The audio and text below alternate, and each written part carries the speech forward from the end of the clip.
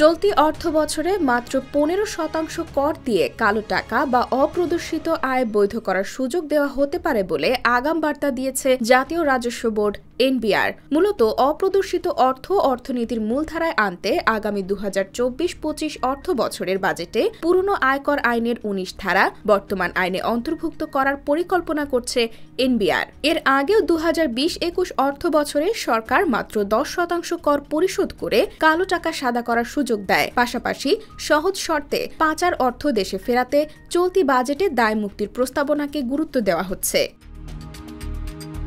এদিকে 4 বছর আগে 2020-21 অর্থ বছরের বাজেটেও 10% কর দিয়ে আয়কর রিটার্নে অপ্রদর্শিত নগদ অর্থ ও ব্যাংক আমানত প্রদর্শনের সুযোগ দেওয়া হয়। সেই সুযোগ কাজে লাগিয়ে ওই অর্থ বছরে 11,839 জন 20,500 কোটি টাকা বৈধ করেন, যা ছিল দেশের ইতিহাসে এক বছরের সর্বোচ্চ কালো টাকা সাদা করার ঘটনা। ফলে এসব বিনিয়োগ থেকে 2064 কোটি টাকা রাজস্ব পায় সরকার। কিন্তু এর পরের বছর কালো টাকা সাদা করার ক্ষেত্রে সাড়া না পাওয়ায় এ সুবিধা বাতিল করা হয় এবং 2021-22 অর্থ বছরে মাত্র 7.5% কর দিয়ে বিদেশ থেকে অঘোষিত অর্থ দেশে আনার সুযোগ দেওয়া হয়, কিন্তু সে সুযোগও কেউ গ্রহণ করেনি। ফলে পরবর্তী অর্থ বছরে এই সুযোগ আর রাখা হয়নি।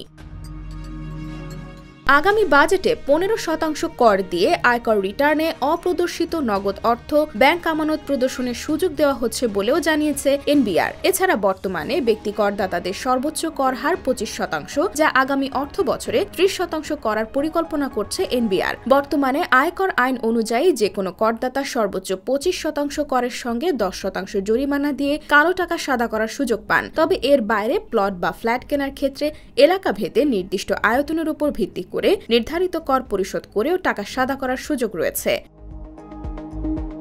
এদিকে সাবেক অর্থ সচিব ও সাবেক comptroller and auditor general CAG Mohammad Muslim Chowdhury বলেন, এর আগেও এ ধরনের সুযোগ দেওয়া হয়েছে, কিন্তু সে সুযোগে খুব বেশি সাড়া পাওয়া যায়নি। উল্টো বিতর্কিত এ উদ্যোগের ফলে যারা নিয়মিত কর দেন তারা নিরুৎসাহিত হন। একইভাবে গবেষণা সংস্থা পলিসি রিসার্চ ইনস্টিটিউট PRI এর নির্বাহী পরিচালক ডক্টর আহসান এইচ মনসুর বলেন, 25 থেকে 30% হারে করের বদলে 15% কর দিয়ে কালো টাকা সাদা করার সুযোগ দেওয়া হলে নিয়মিত করদাতাদের উপর অন্যায্য সিদ্ধান্ত হবে।